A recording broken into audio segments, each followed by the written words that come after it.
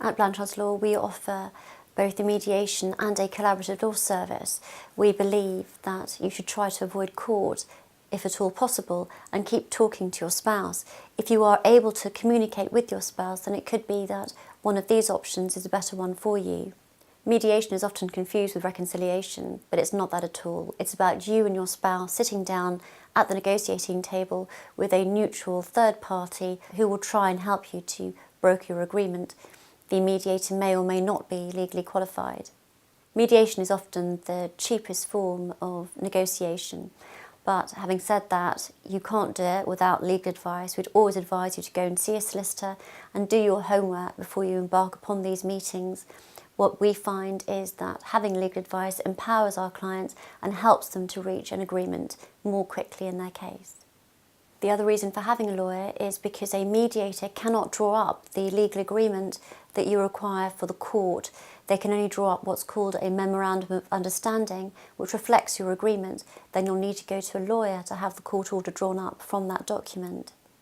Collaborative law is a relatively new process that's been brought to the UK from America, and it involves you and your spouse sitting down around a table with both of your lawyers and all of you working towards reaching an agreement. These are called four-way meetings, and at the very first meeting, all four of you sign up to an agreement to say that you will not go to court and that you will attempt to resolve your agreement through talking to one another.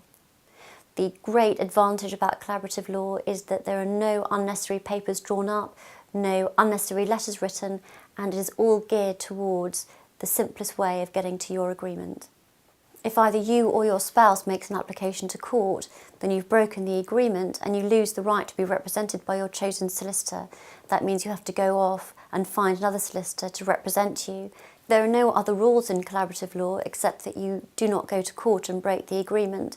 What we find in collaborative law here is that it's very good to hear what the other spouse is saying, and that informs the process going forwards.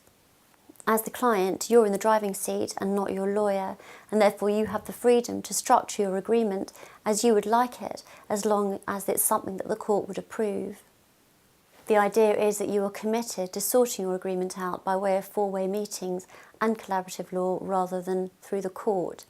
Collaborative law is also very useful for unmarried couples who are sorting out their disputes. In my experience, there are two great advantages behind mediation and collaborative law.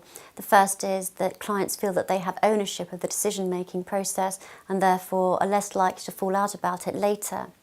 The second is that the work done in mediation and collaboration is strictly limited to what is required and agreed, so there is a lot less time wasted on document preparation as in the court process, which is quite often not read by anyone.